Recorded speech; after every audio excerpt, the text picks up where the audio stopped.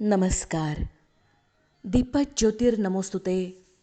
लेखिका सुशीलाताई महाजन. अभिवाचन अदिती पालिमकर. भाग 7. 25 ऑक्टोबर 1936 हा दसऱ्याचा दिवस उजाडला. समितीच्या उद्घाटनाचा कार्यक्रम श्री काळे यांच्या हस्ते पार पडला. मावशींना मंचावर उभे राहून बोलण्याचा मुळीच धीर होत नव्हता. त्या तेव्हा म्हणत, मी बाकी सर्व करीन, पण तेवढा बोलण्याचा मला आग्रह करू नका. मग वेणूताई बोलल्या. समारंभाला स्त्री समाज पुष्कळ आला होता.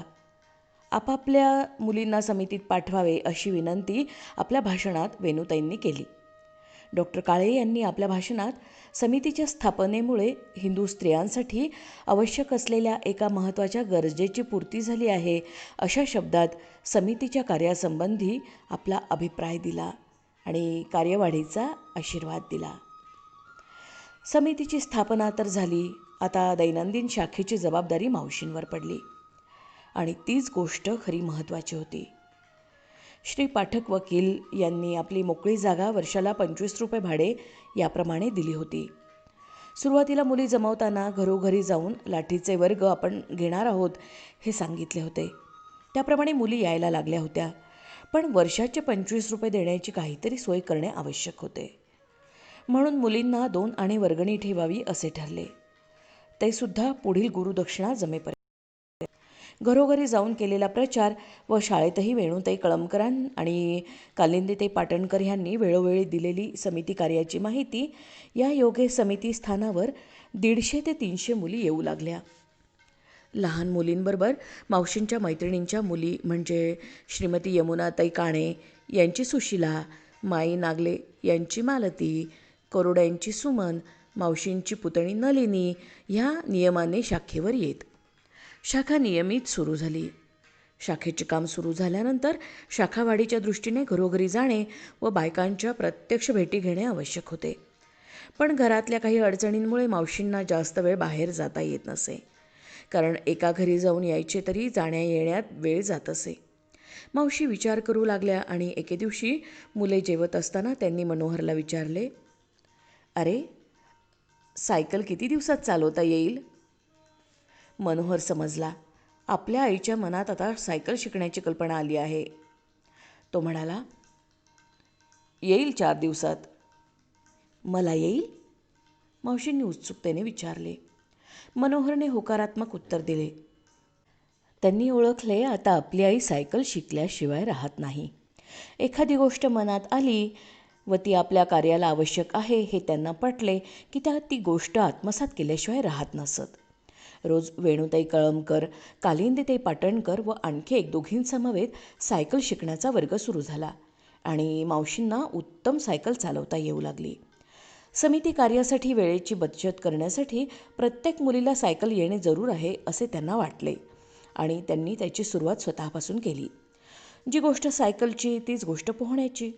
पोहणे हा सुद्धा एक आत्मसंरक्षणाचा व समाजोपयोगी भाग म्हणून मावशी प्रौढ वयातही पोहायला शिकल्या. इतकेच नाही तर पोहण्याचा पोशाख घालून पोहण्यासही त्यांना संकोच वाटत नसे. कारण त्या म्हणत, एखादी गोष्ट जर आपणास आपल्या कार्यासाठी शिकावयाची असेल तर त्यासाठी लाज बाळगून चालणार नाही. समिती कार्यासाठी ज्या ज्या गोष्टीची जरूर भासली ती गोष्ट त्या शिकल्या. समितीच्या शाखेची वेळ सायंकाळी 5:30 ते 6:30 अशी होती. समिती स्थानावर आता लाठी फिरू लागली. लेझीम खळाळू लागले. तालासुरात कार्यक्रम होऊ लागले. सर्व शिक्षण स्वतः मावशी व त्यांच्या सहकारी भगिनी मुलींना देत असत. गावात आता समितीचा बराच बोलबाला झाला होता. लोकांना त्याचे कुतूहल वाटत होते. गावात चर्चा होत होती. आपल्या मुलींनासुद्धा या स्थानावर धाडावे असे पालकांना वाटू लागले. मावशी, माई नागले, यमुताई काणे, ताई करोडे ह्यांच्यासारख्या घरंदाज बायका या ठिकाणी आहेत म्हणून पालकांना विश्वास वाटू लागला आणि त्यामुळेच रामनगरासारख्या गावाच्या एका बाजूला असलेल्या भागातून समितीची दुसरी शाखा सुरू करण्याची मागणी आली आणि त्या ठिकाणी समितीची दुसरी शाखा सुरू झाली. आता 2 शाखांची जबाबदारी मावशींवर पडली. समिती स्थानावर सुरुवातीला ध्वज लावत नसत, पण समोर काहीतरी प्रतीक असणे आवश्यक होते. मावशी वेणूताईंशी या बाबतीत बोलल्या. बराच विचार करून त्यांनी झाशीच्या राणीचा फोटो लावायचे ठरवले आणि त्याप्रमाणे फोटो लावण्यात येऊ लागला. आता प्रार्थना हवी. एक काम हाती घेतले की सर्व गोष्टी व्यवस्थित होणे जरूर असते. मावशींसारख्या अत्यंत व्यवस्थित व शिस्तप्रिय व्यक्तीला तर जरासुद्धा भोंगळपणा खपणे शक्य नव्हते. प्रार्थनेबद्दल कालिंदीबाई वगैरेंबरोबर चर्चा झाली आणि स्वातंत्र्यवीर सावरकरांच्या काव्यातील अत्यंत स्फूर्तिशाली काव्यपंक्ती निवडण्यात आल्या. त्या अशा: हिंदूपणीच मज मार कराल काला, हिंदूपणीच करी उन्नत भारत आला. हे श्लोक म्हटले जाऊ लागले. पण चिकित्सक स्वभावाच्या मावशींना हे प्रार्थना म्हणून तितकेसे बरे वाटत नव्हते. काव्य चांगले होते, त्यात प्रतिज्ञा होती, पण स्त्रीला वेगळे असे काही ध्येय असते हे त्यात सूचित होत नव्हते. त्या काव्यात राष्ट्रभक्ती ओतप्रोत भरली होती, तथापि स्त्री समाजाला म्हणून काही संस्कार देऊ शकते हा आशय त्यामध्ये येत नव्हता. या आशयाची प्रार्थना तयार करवून घेण्याची निकड त्यांना भासू लागली. वर्ध्याला श्री कृष्णा रघुनंदन चव्हाण नावाचे एक प्रथितयश कवी होते. मावशींनी त्यांची भेट घेतली व त्यांना प्रार्थनेबद्दलची आपली कल्पना समजावून सांगितली. त्यांनी समितीकरता मराठीत 3 कडव्यांची प्रार्थना करून दिली. 1947 साली संस्कृत प्रार्थना तयार होईपर्यंत हीच प्रार्थना समितीस्थानावर म्हटली जाई. ती प्रार्थना पुढीलप्रमाणे: हे मातृभूमी, प्रिय पावन पुण्यभूमी, हे आर्यभूमी, तुझ वंदन धर्मभूमी. सर्वस्व अर्पण असो तुझी याच कामी, व्हावे कृतार्थ करुणी तुझ धन्य आम्ही. हे ईश्वरा सच्चिदानंद रामा, आम्हा शील चारित्र्य द्या उज्ज्वल. व्हावे सती सद्गुणी धीर आम्ही, असे द्या आम्हा शक्ती बुद्धी बल. देशार्थ धर्मार्थ काया जिजावी, वसो अंतरी पूर्ण हिंदूपण. सीता सती पद्मिनी वीरलक्ष्मी, तसे प्राप्त होवो आम्हा जीवन. भारत माता की जय. वर्ध्याला दोन्ही समिती शाखा नियमित सुरू झाल्या. मावशींची मुलगी वत्सला व तिच्या मैत्रिणी शाखेत नियमाने येत असत. ह्या तरुण मुली शाखास्थानावर शारीरिक शिकवत असत. आता तरुणींच्या मनात एक प्रकारचे चैतन्य व आत्मविश्वास निर्माण झाला. मावशी रोज शाखेवर जात व शाखेची प्रगती जवळून बघत असत. मनात आलेल्या कल्पना आपल्या मैत्रिणींसमोर मांडत.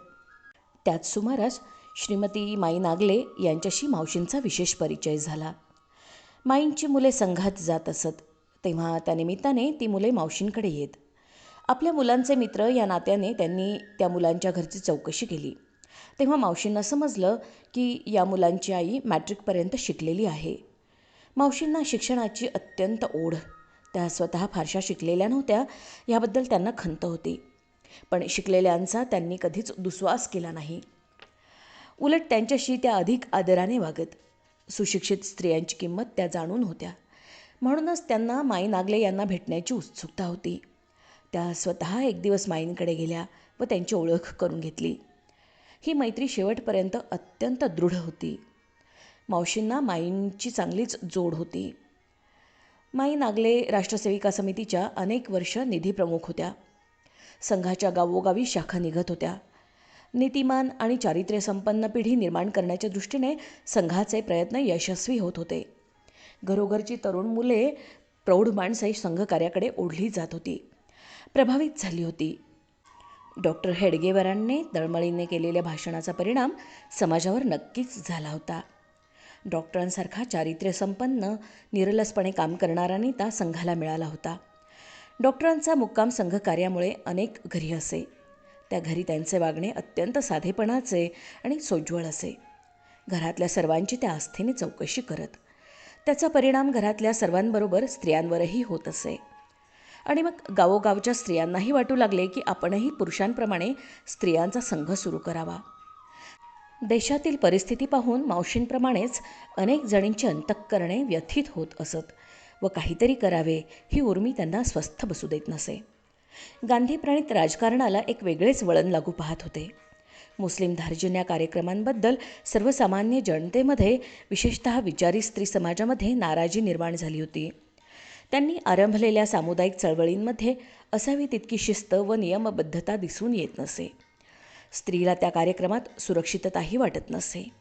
त्यामुळे देशासाठी काहीतरी करण्यासाठी आसुसलेल्या स्त्रियांना संघासारखी स्त्री संघटना असावी असे वाटू लागले होते. अशा स्त्रियांमध्ये भंडारा येथील श्रीमती नानीबाई कोलते व सातारा येथील श्रीमती उषाताई मोकाशी यांनी मावशींनी समिती स्थापन करण्यापूर्वी राष्ट्रीय स्वयंसेविका संघ व हिंदू धर्म भगिनी मंडळ ह्या नावाने कार्य सुरू केले होते. याचा अर्थ हाच की हिंदू समाजाला सुरक्षितता हवी होती. ती सुरक्षितता संघटनेशिवाय मिळणार नाही ही गोष्ट विचारवंत समजून होते व म्हणूनच स्त्रियांची त्यासाठी धडपड चालू होती. भंडाऱ्याला डॉक्टर हेडगेवार कोलत्यांकडे गेले असता नानी डॉक्टरांजवळ आपल्या कार्याबद्दल बोलल्या. मोठ्या उत्साहाने त्यांनी आपला कार्यक्रम डॉक्टरांना सांगितला व त्या पुढे म्हणाल्या, आता आम्हाला तुमचे मार्गदर्शन हवे आहे. आत्तापर्यंत नानीच्या कार्याची माहिती शांतपणे ऐकून घेणारे डॉक्टर आता जरा सावध झाले आणि ते नानींना म्हणाले, अहो, आता माझ्या मार्गदर्शनाची गरज नाही. तिकडे वर्ध्याला एक प्रभावी नेतृत्व उदयाला आलं आहे. असं म्हणून डॉक्टरांनी मावशींच्या कार्याची थोडक्यात माहिती नानींना दिली व त्यांना मावशींशी पत्रव्यवहार करावयास सांगितला. डॉक्टरांनी मावशींचे कर्तृत्व ओळखले होते. अर्धा कच्चा संसार पाठीशी उभा असताना समाजाच्या व राष्ट्राच्या सुखदुःखाचा विचार करणाऱ्या मावशींबद्दल डॉक्टरांना वेगळाच विश्वास वाटत होता. म्हणून ठिकठिकाणी निघणाऱ्या संघसदृश्य स्त्री संघटनांना डॉक्टरांनी मावशींची माहिती दिली. 1936च्या डिसेंबर महिन्यात एक दिवस मावशींच्या हाती भंडाऱ्याहून आलेले एक पत्र पडले. मावशी विचार करू लागल्या, कोणाचे बरे हे पत्र असेल? त्यांनी पत्र फोडले. ते नानी कोलते यांचे होते. आम्ही येथे एक राष्ट्रीय स्वयंसेविका संघ सुरू केला आहे. आपणही वर्ध्याला असाच उपक्रम सुरू केल्याचे डॉक्टर हेडगेवारांकडून समजले. तुम्ही काढलेल्या संस्थेत आमचा संघ विलीन करावा असे डॉक्टरांनी सुचवल्यावरून आपणास पत्र धाडत आहे. विचारांती एकच कार्य करणाऱ्या 2 संस्था ठेवणे योग्य वाटत नाही. तरी आपण एकदा येथे येऊन आम्हास त्यासंबंधी मार्गदर्शन करावे असे वाटते. आपणास शक्य नसल्यास आम्ही कोणीतरी वर्धेस येऊन यासंबंधी एकत्र विचार करू. हे पत्र मावशींनी एकदा दोनदा नव्हे 4 वेळा वाचले. डॉक्टरांनी आपल्याबद्दल दाखवलेला विश्वास बघून मावशींचे मन कृतज्ञतेने भरून आले. त्यांना जाणीव झाली की आता हे कार्य वर्ध्यापुरते मर्यादित राहणार नाही, त्याला हळूहळू व्यापक स्वरूप येणार. आपली इच्छा असो किंवा नसो ती विशालता आपल्याला पत्करलीच पाहिजे. त्यांच्या मनात प्रार्थनेच्या ओळी घुमू लागल्या की घेतले व्रतन हे आम्ही अंधतेने. आलेले पत्र त्यांनी आपल्या इतर सहकारी भगिनींना दाखवले आणि सर्वानुमते आता मावशींनी भंडाऱ्याला जावे असे ठरले. भंडाऱ्याला जायचे म्हणजे मोठाच प्रश्न होता. एकतर घरात लहान मुले, पुरुष माणूस कोणी नाही. त्यावेळी त्यांच्या घरात बिऱ्हाडाला म्हणून आलेल्या कालिंदीताई पाटणकर ह्याही आपल्या मुलांना घेऊन त्यांच्या घरीच राहत असत. नावालाच वेगळे बिऱ्हाड होते, बाकी जेवणखाण, बसणे, उठणे, झोपणे सर्व एकत्रच होते. त्यांच्या यजमान यवतमाळला राहत असत. तेथे ते वकिली करत. भंडाऱ्याला जायचे म्हणजे सर्वांचा विचार घेणे भाग होते. त्याप्रमाणे एक दिवस मुले जेवून झोपायला गेली. बायकांची मागची आवरासवर चालली होती तेव्हा मावशींनी विषय काढला. त्या म्हणाल्या, एकदा भंडाऱ्याला जायला पाहिजे. पत्र येऊन 2 दिवस झालेत. काहीतरी निर्णय घ्यायलाच पाहिजे. कालिंदीताई, तुम्ही येता का? त्यांनी कालिंदीताईंना विचारले. कालिंदीताई म्हणाल्या, छे हो, मला कसं जमणार, माझी शाळा वगैरे आहे. वहिनी, तुम्हीच जा, कारण तुम्ही सर्व नीट समजावून सांगाल. वेणूताईंनी पण या म्हणण्याला दुजोरा दिला. परंतु मावशींच्या पुढे आणखी एक संकट उभे राहिले. त्यांना भाषणाची फार भीती वाटे. अंगाला कापरे भरे, पाय थरथरत. हजारो माणसांना आपल्या वाणीने मंत्रमुग्ध करणाऱ्या मावशी सुरुवातीला ह्या अशा होत्या हे सांगूनसुद्धा खरे वाटणार नाही. शेवटी उमाकाकूंची परवानगी घेऊन बरोबर एका तरुण मुलीसह मावशी भंडाऱ्याला गेल्या. नानी व मावशी एकमेकांना भेटल्या. जणू खूप दिवसांची ओळख असावी अशा त्यांच्या गप्पा झाल्या. कामाबद्दल विचारविनिमय झाला. 2 मने जुळली. दोघींना एक सूर सापडला. आपण काढलेली संस्था राष्ट्रसेविका समितीत विलीन करताना त्यांना जरासुद्धा आडेविडे घ्यावे लागले नाहीत, त्यांनी घेतलेही नाहीत. समितीला समर्पणाचा पहिला धडा नानी कोलते यांनी शिकवला. मावशी त्यांना खूप मानत असत. महत्त्वाच्या विषयांवर त्या त्यांच्याबरोबर चर्चा करत असत. हे त्यांनी अगदी अखेरपर्यंत पाळले होते. मावशींच्या पाठोपाठ नानीही आता स्वर्गवासी झाले आहेत. असो, अशा रीतीने भंडाऱ्याला ही समिती शाखा सुरू झाली. उषा फणसे, उषाताई चाटी, अंबू साठे, नीला जोशीराव वगैरे तरुण मुली सुरुवातीच्या भंडाऱ्याच्या सेविका होत्या. जागोजागी मिळणाऱ्या तरुण सेविकांवरच समिती कार्याची यशस्वीता अवलंबून होती. भंडाऱ्याला शाखा सुरू झाली त्याप्रमाणे वर्ध्याच्या आसपासही शाखेचे लोण पसरले. अरवीच्या श्रीमती अगस्ती ह्या वेणूताईंच्या ओळखीच्या होत्या. वेणूताईंनी मावशींना सुचवले की आता अधूनमधून आजूबाजूच्या गावी आपण शाखेचे विचार पोहोचवले पाहिजेत. आणि त्या विचारानुसार वेणूताई प्रथम श्रीमती अगस्तींच्या ओळखीने आर्वीला गेल्या. तेथे बायकांची एक सभा घेतली. स्त्री संरक्षणाचे महत्त्व त्या स्त्रियांना पटवून दिले आणि तेथे समितीची स्थापना केली. प्रथम श्रीमती जानकीबाई अगस्ती यांनी संचालिका म्हणून काम पाहावे व श्रीमती सत्यभामाबाई मोहरीर यांनी त्यांना मदत करावी असे ठरले. मैनाताई या मावशींच्या भगिनी वर्ध्यास आल्या असताना त्यांनी समितीचे कार्य व त्यासाठी आपल्या बहिणीची चाललेली धडपड तळमळ पाहिली आणि त्यांनाही वाटू लागलं की आपणही हे काम केलं पाहिजे. मावशी वाटच पाहत होत्या की नागपूरला कोणीतरी पुढाकार घेऊन शाखा काढावी. मैनाताईंनी विषय काढताच मावशी त्यांना म्हणाल्या, मैना, तुला मैत्रिणी पुष्कळ आहेत. तसेच आपण नागपूरचे असल्याने गावातही आपल्या खूप ओळखी आहेत. तेव्हा हे कार्य नागपूरला लवकरच सुरू करावे असे मला वाटते. तू पुढाकार घेऊन मुलींना जमव, मात्र सर्व जबाबदारी मी तुझ्यावर टाकत नाही. कोणीतरी प्रौढ महिला प्रमुख म्हणून हे काम अंगावर घेणारी हवी. मैनाताईंनाही आपल्या अक्काचे बोलणे व त्यामागचा हेतू पटला. प्रौढ व जबाबदार अशी कोणीतरी स्त्री या कामात आहे असे पाहिल्यावर पालक आपल्या मुलींना विश्वासाने समितीत धाडतील ही गोष्ट खरी होती. उघड्या मैदानावर मुलींनी शारीरिक व्यायाम करणे ही गोष्ट त्या काळी नवलाची नव्हे धारिष्ठ्याचीच होती व त्यासाठी पालकांचा विश्वास मिळवण्यासाठी मुलींवर जबाबदारी टाकून चालणार नाही हे मावशी जाणून होत्या. त्यांच्या डोळ्यापुढे एक नाव चटकन आले, ते म्हणजे दाते कुटुंबांशी परिचिता अशा श्रीमती सावित्रीबाई छत्रे. मावशी मैनाताईंना म्हणाल्या, मी 2-3 दिवसांनी नागपूरला येणार आहे, तेव्हा सावित्रीबाईंना भेटूया. मावशी ठरल्याप्रमाणे नागपूरला गेल्या असताना सावित्रीबाईंना भेटायला गेल्या व त्यांच्याशी बोलणे केले. त्यांनी शाखेची जबाबदारी घेण्याचे मान्य केले. जागा कोणती तेही ठरले व त्यांच्या धंतोली येथील घराजवळच्या मोकळ्या जागेत शाखेचा प्रारंभ झाला. मुलींना खूप उत्साह होता. आजूबाजूला तो एक नवीन कुतूहलाचा विषय होता. स्वतः सावित्रीबाई जातीने शाखास्थानावर उपस्थित राहत. मैनाताईही बर्डीहून रोज धंतोलीच्या शाखेवर येत असत. त्यांच्याबरोबर तारा विंझे, श्रीमती साने, सिंधू रानडे, श्रीमती सिंधुताई पाटणकर, इंदुकला रानडे, श्रीमती जोशी वगैरे समवयस्क मैत्रिणी व त्यांच्या लहान बहिणीही येत असत. धंतोलीची शाखा नीट चालू झाली.